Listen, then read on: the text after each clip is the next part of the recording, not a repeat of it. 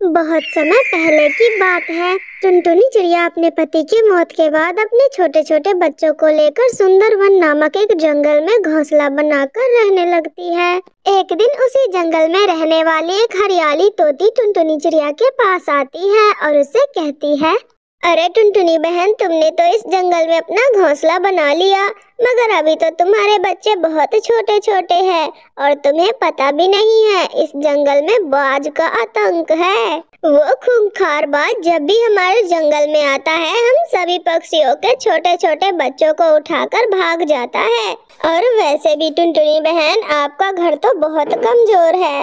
मेरी मानो तो आप अपने घर को और मजबूत बना लो। प्यारे दोस्तों, तब तक आप लोग कमेंट में बताएं 35 डिवाइडेड बाय 7 कितना होता है। अच्छा किया हरियाली बहन जो आपने मुझे बता दिया। मैं तो वैसे भी पहले से ही इस जंगल में नई आई हूँ, मुझे इस जंगल के बारे में कुछ खास पता नहीं है। अब मैं जल्दी से अपने घोंसले को और मजबूत बनाने में लग जाती हूँ। हरियाली बहन, मैं जंगल से अपने घोंसले को ठोस बनाने के लिए सामान लेने जा रही हूँ। तब तक आप मेरे बच्चों का ध्यान रखेंगे। मैं बहुत जल्दी वापस आ जाऊंगी। इतना कहकर टुनटुनी चिड़िया लकड़ियाँ लेने चली जाती है। बहुत देर ढूंढने पर उसे कुछ लकड़ियों की गठरियाँ मिल जाती है। अरे वाह, इतनी लकड़ियाँ तो काफी है मेरे घोंसले को ठोस बनाने के लिए। अब मैं इन लकड़ियों को लेकर अपने घोंसले में जाती हूँ। मेरे बच्चे भी वहाँ अकेले होंगे, मुझे उन्हें ज्यादा देर तक अकेले नहीं छोड़ना चाहिए। अब मैं जाती हूँ। फिर जैसे ही टुनटुनी चिड़िया लकड़ियों को लेकर जाने वाली होती है कि तभी वहाँ पर कालू कौवा आ जाता है। ओए चिड़िया सुन, तू ये लकड़ियाँ उठाकर कहाँ जा रही है? ये लकड़ियाँ मेरी है, तू इसे मुझे दे दे। अरे भैया, आप कौन हैं और आप मुझसे ये लकड़ियाँ ऐसे कैसे छीन सकते हैं? मैंने बड़ी मुश्किलों से ये लकड़ियाँ जमा किया है। अब मैं इन लकड़ियों से अपने बच्चों के लिए एक ठोस घोंसला बनाऊंगी। अच्छा, तो अब मुझे समझ आ गया है। ये सीधी उंगलियों से नहीं निकलने वाली, मुझे मेरी उंगली टेढ़ी करनी पड़ेगी। ओए सुन चिड़िया, तू मेरी बात मानती है कि नहीं? तू ये देख, मेरे पास रामपुरी चाकू है। अगर तूने ये मुझे नहीं दिया ना लकड़ियाँ, तो मैं इसी चाकू से तेरा पेट फाड़ दूंगा। नहीं नहीं भैया, आप ऐसा मत करना। अभी तो मेरे बहुत छोटे छोटे बच्चे हैं। मैंने अभी देखा ही क्या है जीवन में। आप ऐसा ना करना, आप ये लकड़ियाँ ले जाओ, मैं अपना कोई दूसरा उपाय कर लूंगी। हाँ, अब आई ना लाइन पर। चल अब हट यहाँ से, लेने दे मुझे ये लकड़ियाँ। फिर कालू कौवा सारी लकड़ियाँ लेकर वहाँ से चला जाता है और इधर टुनटुनी चिड़िया एक पेड़ पर बैठकर रोने लगती है। हे भगवान, अब मैं क्या करूं? अपने छोटे छोटे बच्चों की रक्षा कैसे करूं मैं? अब वो जालिम बाज कहीं मेरे बच्चों को उठाकर ले न जाए। हे भगवान जी, आप मेरे बच्चों की रक्षा करना। टुनटुनी चिड़िया के आंसू नीचे बैठे एक तपस्या कर रहे बाबा पर गिरते हैं। अरे ये छोटी चिड़िया इतनी रो क्यों रही है? मुझे इससे पूछना होगा। चिड़िया रानी, अरे ओ चिड़िया रानी, तुम क्यों इतना रो रही हो? नीचे आओ और मुझे अपने रोने का कारण बताओ। फिर टुनटुनी चिड़िया अपने रोने का कारण बताती है। फिर वो साधु महाराज तुरंत अपने शक्तियों से जादुई पानी मिट्टियों पर डालते हैं और तुरंत वहाँ पर एक जादुई मिट्टी का घर बनकर तैयार हो जाता है। ये लो चिड़िया बेटी, तुम्हारे और तुम्हारे छोटे छोटे बच्चों के लिए ये जादुई मिट्टी का घर। ये मिट्टी का घर जादुई है, इसे कोई भी दुष्ट पक्षी कोई नुकसान नहीं पहुंचा सकता। अब तुम इसमें अपने बच्चों के साथ खुशी खुशी रह सकती हो। आपका बहुत बहुत धन्यवाद बाबा जी, आपने मेरी इतनी बड़ी समस्या को तुरंत ही हल कर दिया। आपका बहुत बहुत धन्यवाद। मैं आपका ये एहसान कभी नहीं चुका पाऊंगी। फिर एक रात को कालू कौवा टुनटुनी चिड़िया के घर पर कब्जा जमाने के लिए आ जाता है। वो जैसे ही टुनटुनी चिड़िया के घर में घुसने का प्रयास करता है तो उसे जोरदार का करंट का झटका लगता है और वो डर का मारा वहाँ से भाग जाता है। और फिर उस दिन के बाद से टुनटुनी चिड़िया अपने बच्चों के साथ उस मिट्टी के घर में खुशी खुशी रहने लगती है। तो ये थी आज की कहानी। अगर आप लोगों को हमारी ये कहानी अच्छी लगी हो तो हमारे इस वीडियो को लाइक करके हमारे चैनल टुनी कार्टून टीवी को सब्सक्राइब करना ना भूलना दोस्तों। अरे बड़ी बहू टुनटुनी, बहुत दिनों से कुछ चटपटा सा नहीं खाया, जरा तुम मेरे लिए कुछ चटपटा सा बना दो, मेरे मुंह का स्वाद भी बिगड़ा हुआ है कुछ। अरे हाँ, क्यों नहीं बाबूजी, मैं अभी बना दूंगी। आपको क्या खाना है आप जरा बता दीजिए मुझे, मैं अभी बनाकर ला देती हूँ। अरे टुनटुनी, अभी पापा ने तुमसे बोला तो है कि उन्हें कुछ चटपटा सा खाना है तो वही बनाकर ला दो ना टुनटुनी। अरे अब क्या हम ही सब कुछ बता देंगे कि कब क्या कितना कितना बनेगा? अरे अच्छा जी, ठीक है, आप इतना गुस्सा क्यों होते हो? मैं देखती हूँ किचन में कुछ बना कर लाती हूँ। फिर टुनटुनी चिड़िया रसोई में जाती है और वो वहाँ देखती है कि नीलो चिड़िया तो पहले ही से सुबह के नाश्ते की तैयारी में लगी हुई है। तो और बताइए टुनटुनी भाभी, आज क्या फरमान जारी हुआ है? आज क्या क्या खाएंगे हमारे घर के महान आदमी? अरे नीलो, आज हमारे घर के महापुरुषों को कुछ चटपटा खाना है, और चटपटे में क्या खाना है वो तो मुझे नहीं पता। अरे तो आप चिंता क्यों कर रही हो भाभी? आप चिंता मत करो, मैं मीठी चटनी बना देती हूँ और आप तीखे से चटपटे से समोसे बना दो, फिर देखना सब खुश हो जाएंगे। हाँ वैसे बात तो तुम्हारी ठीक है नीलो, कुछ चटपटा ही तो खाना है सबको। चलो जल्दी से बनाना स्टार्ट करते हैं।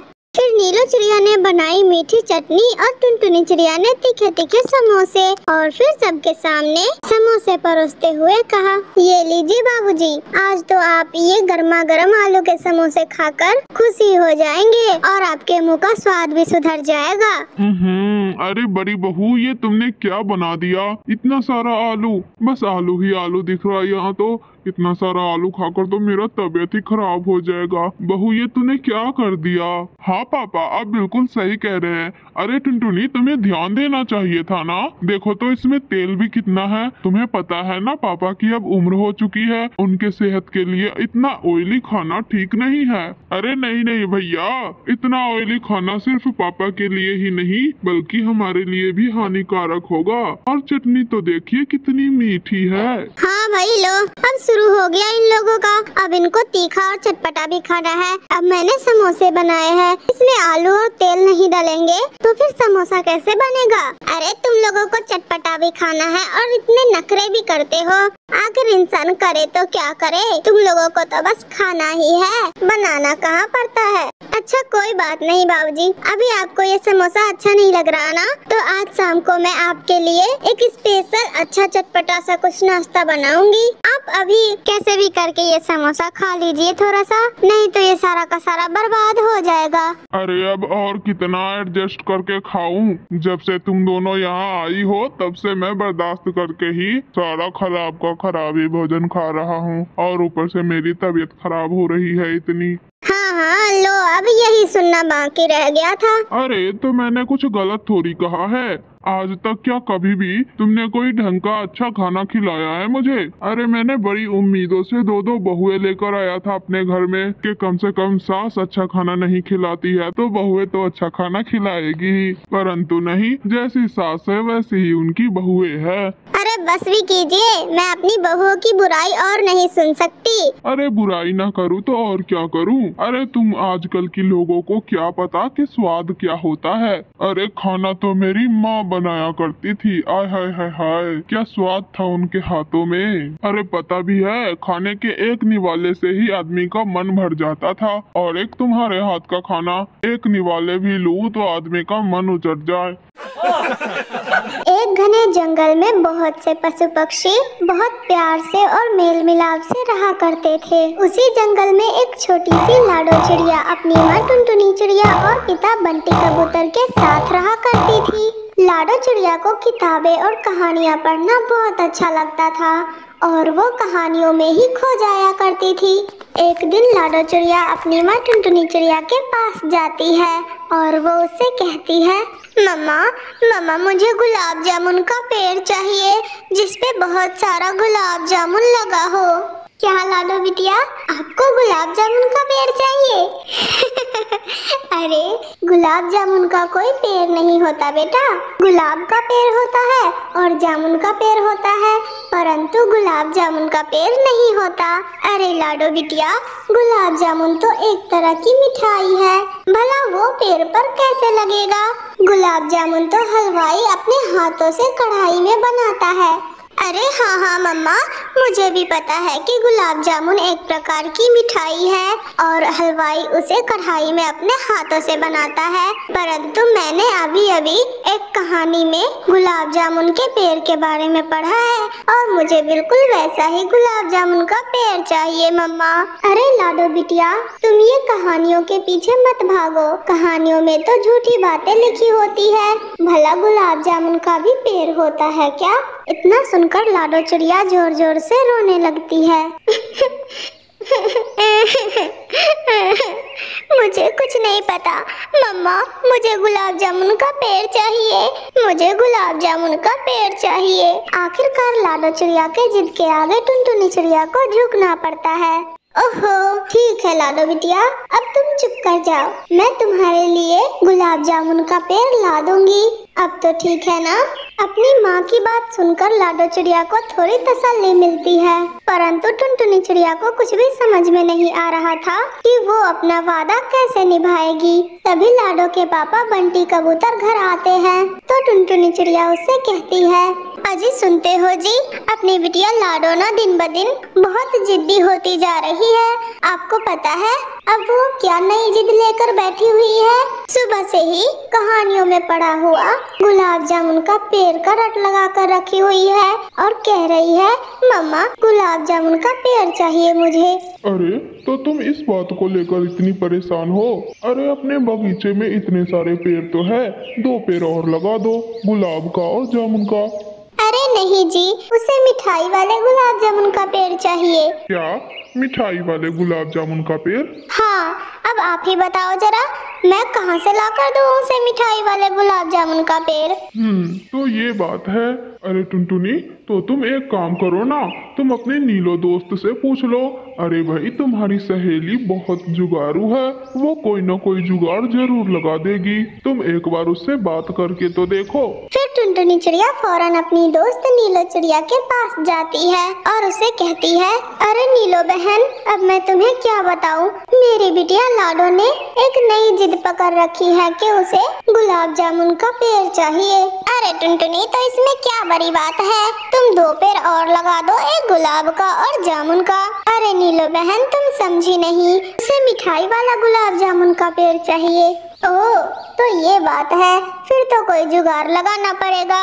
अरे नीलो बहन, क्या मतलब कोई जुगाड़ लगाना पड़ेगा?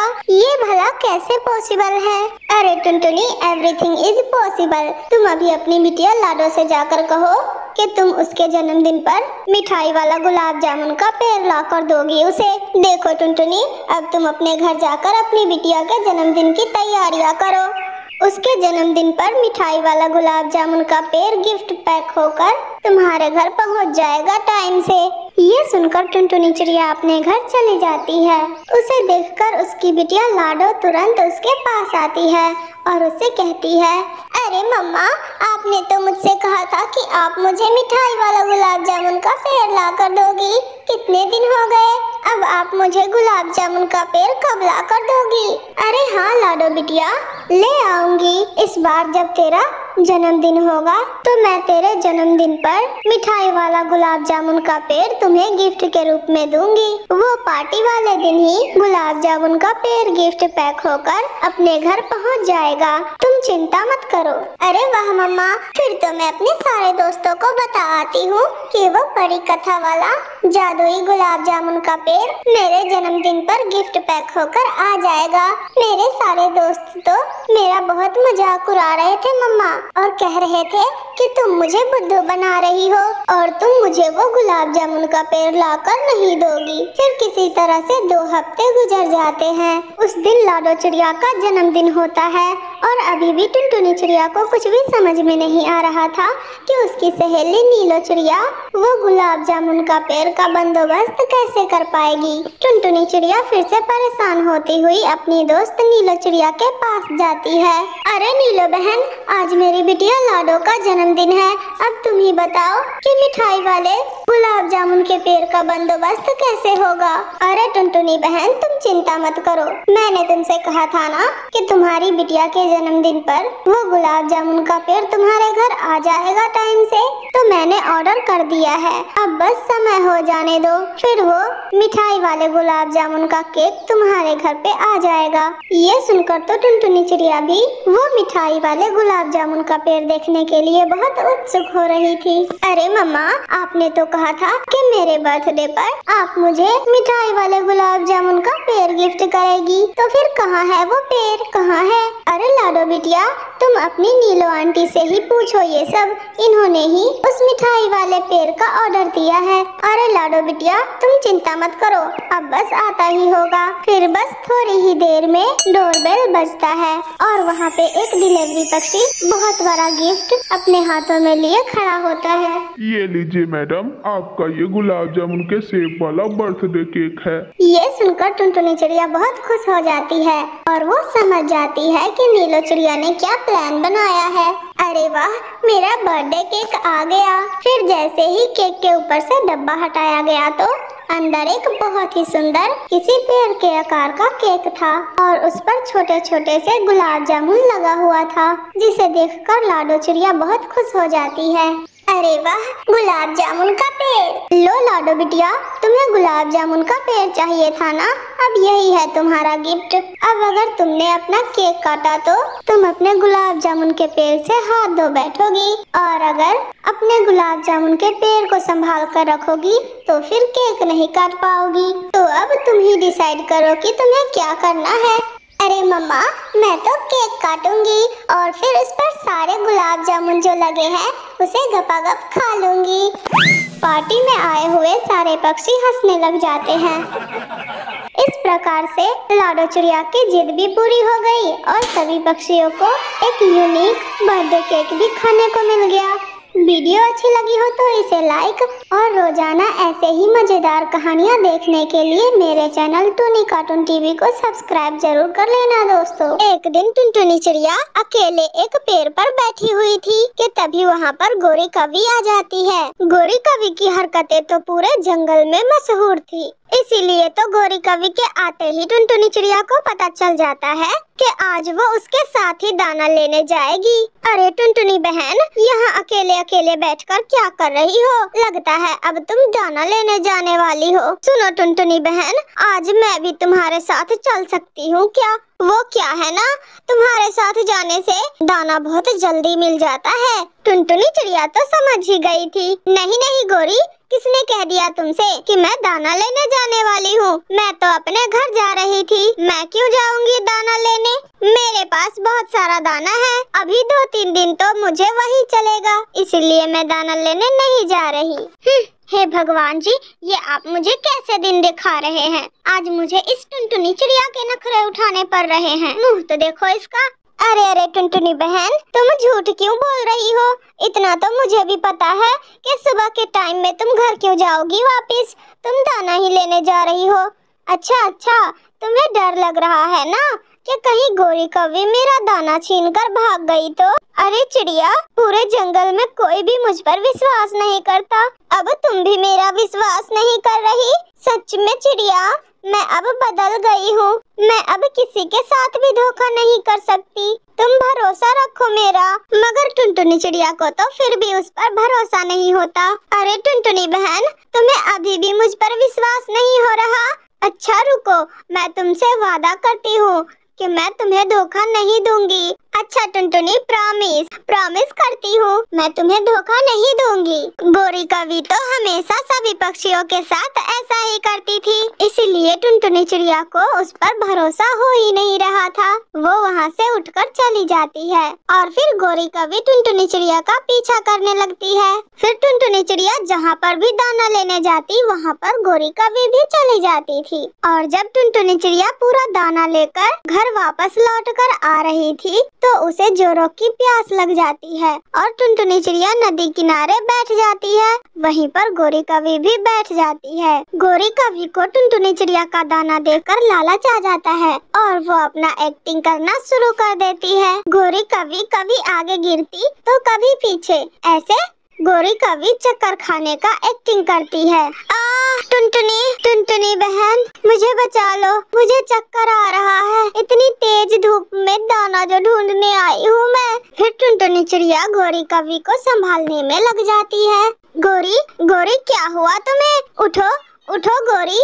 फिर गोरी कवि झूठ मूठ का बहाना बना के टुनटुनी चिड़िया को दवा लाने के लिए पहाड़ों पर भेज देती है और वो कहती है कि उसकी दवा सिर्फ पहाड़ों पर ही मिलती है। बस इतना सुनते ही टुनटुनी चिड़िया तेजी से उड़ती हुई पहाड़ों की तरफ जा रही होती है कि तभी उसे रास्ते में बंटी कबूतर मिल जाता है। अरे अरे टुनटुनी चिड़िया, रुको, इतनी तेजी से उड़ते हुए कहाँ जा रही हो तुम? अरे बंटी भैया, क्या बताऊं, बेचारी गोरी कवि अब सुधर गई है। मेरे साथ ही गई थी भोजन लेने और ज्यादा धूप होने के कारण उसे चक्कर आ गया है और उसने बताया है कि उसका दवाई सिर्फ पहाड़ों पर ही मिलता है। मैं वहीं जा रही थी उसका दवाई लेने। क्या गोरी कवि ने तुमसे ऐसा कहा?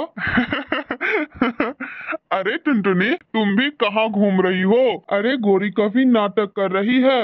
कल उसने मेरे साथ भी ऐसा ही किया। पता है, जब उसे दाना लाने जाने को होता है तो वो बहुत मीठी मीठी बातें करेगी और धोखा ना देने का प्रॉमिस भी करती है। मगर फिर भी टुनटुनी, तुम्हें विश्वास नहीं हो रहा तो तुम जाओ नदी पर और जाकर देखो अभी। फिर टुनटुनी चिड़िया नदी पर जाकर देखती है तो ना तो वहाँ पर गोरी कवि थी और ना ही उसका दाना। हे भगवान, बंटी कबूतर ने बिल्कुल सही कहा, ये कौवे और कवि कभी नहीं सुधरने वाले। मैं ही पागल थी जो इन कौवों पर विश्वास कर लिया। फिर बेचारी टुनटुनी चिड़िया वहाँ से चली जाती है। टुनटुनी चिड़िया ने बनाए आलू के पराठे। गोरी कवि टुनटुनी चिड़िया के पास जाती है। टुनटुनी टुनटुनी बहन, आज मेरा आलू के पराठे खाने का बहुत दिल कर रहा है। प्लीज प्लीज तुम मेरे लिए आलू का पराठा बना दो ना। तुम्हें तो पता ही है कि मुझे कुछ खाना पकाना नहीं आता। प्लीज तुम मेरी मदद कर दो ना। अच्छा अच्छा ठीक है गोरी बहन, मगर एक समस्या है। मेरे पास गेहूं का आटा तो है मगर ना ही आलू है और ना ही मिर्ची और ना ही नमक। और आलू के पराठे बगैर आलू के कैसे बन सकते हैं? अरे टुनटुनी, तुम उसकी चिंता ना करो, मैं सारी चीजें इकट्ठी कर लूंगी। तुम बस पराठे बनाने की तैयारियां करो। ठीक है, तो फिर गोरी बहन आप इन सारी चीजों को इकट्ठी कर ले और मैं जंगल से लकड़ियां ले आती हूँ। गोरी कवि उड़ती है और वो सीधा बबली कबूतरी के पास जाती है और इधर टुनटुनी चिड़िया लकड़ी लेने के लिए जंगल की ओर निकलती है। बबली बबली, क्या तुम आलू के पराठे खाओगी? आलू के पराठे का सुनकर बबली कबूतरी के मुंह में तो पानी आ जाता है, क्योंकि बबली कबूतरी को भी आलू का पराठा बहुत पसंद था। हाँ हाँ कवि, क्यों नहीं, मैं खाऊंगी, मैं जरूर आलू का पराठा खाऊंगी। अच्छा, तो फिर जाओ और जाकर कहीं से आलू ढूंढ कर ले आओ, फिर ही मैं तुम्हें आलू का पराठा खिलाऊंगी। अब जाओ जल्दी से, मैं यहाँ तुम्हारा इंतजार करूंगी बैठकर। फिर बबली कबूतरी आलू लेने चली जाती है और इधर गोरी कवि मिट्ठू तोते के पास जाती है और वो मिट्ठू तोते से कहती है, मिट्ठू मिट्ठू, क्या तुम आलू के पराठे खाओगे? अरे गोरी, तो मैं आलू के पराठे क्यों नहीं खाऊंगा, मगर मुझे आलू के पराठे खिलाएगा कौन? अरे मिट्ठू, मैं हूँ ना, मैं खिलाऊंगी तुम्हें आलू के पराठे, मगर उसके लिए तुम्हें कहीं से मिर्ची लाना होगा। जाओ और जाकर कहीं से तुम मिर्ची ले आओ। हाँ हाँ गोरी, क्यों नहीं, मैं आलू के पराठे खाने के लिए इतना तो कर ही सकता हूँ। मैं अभी इंसानों के खेत से मिर्ची चोरी करके ले आता हूँ। ठीक है, तो फिर जाओ जल्दी और मैं यहाँ तुम्हारा बैठकर इंतजार करूँगी। फिर मिट्ठू तोता मिर्ची लेने चला जाता है और इधर गोरी कवि नदी किनारे बैठकर खूब ठहाके मार के हंस रही थी। मैं सबसे अक्लमंद हूँ। मेरा काम करेगी बबली कबूतरी और वो मिट्ठू तोता, और मैं टुनटुनी चिड़िया से आलू के पराठे आराम से बनवा कर खाऊंगी। कितनी अक्लमंद हूँ मैं, मुझे तो कोई काम करना भी नहीं पड़ा, बस आराम से आलू के पराठे खाऊंगी मजे मजे से। ऐसा सोचकर गोरी कभी खूब हंस रही थी, और इधर मिट्ठू तोता किसान के खेत में पहुंच जाता है। वहाँ पहले ही से बबली कबूतरी बैठी होती है।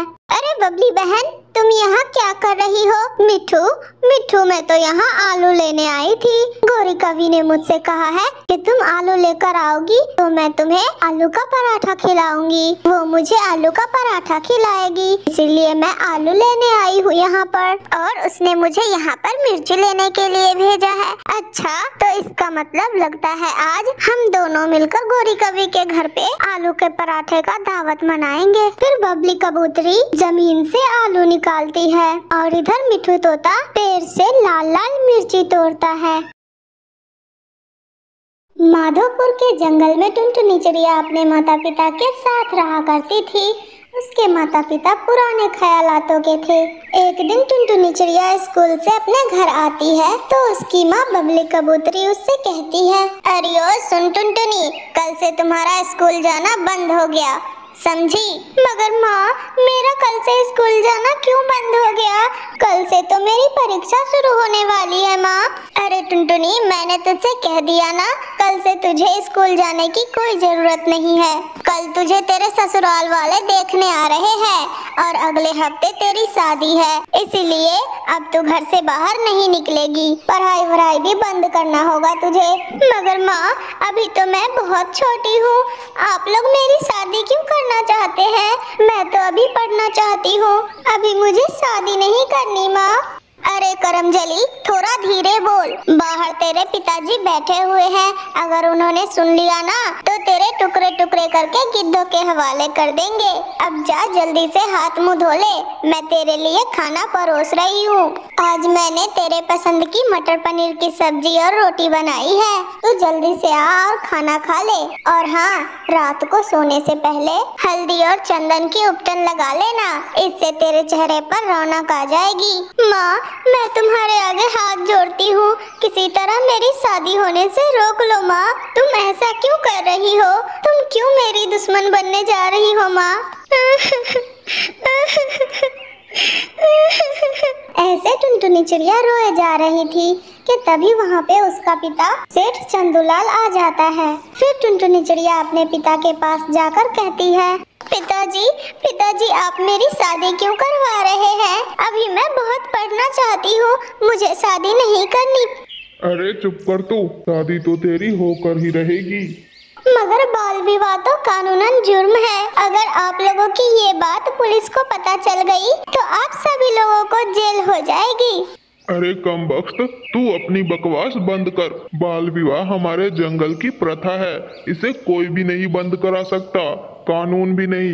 अरे सुनो बबली, इसे ले जाकर एक कमरे में बंद कर दो, मैं मेहमानों के सामने कोई भी तमाशा नहीं खड़ा देखना चाहता। अगले दिन टुनटुनी चिड़िया को देखने उसका होने वाला पति बंटी कबूतर और उसकी माँ नीलो चिड़िया आती है। बंटी कबूतर टुनटुनी चिड़िया को पसंद कर लेता है, और फिर अगले ही हफ्ते उन दोनों की शादी हो जाती है, और बेचारी टुनटुनी चिड़िया की पढ़ाई अधूरी ही रह जाती है।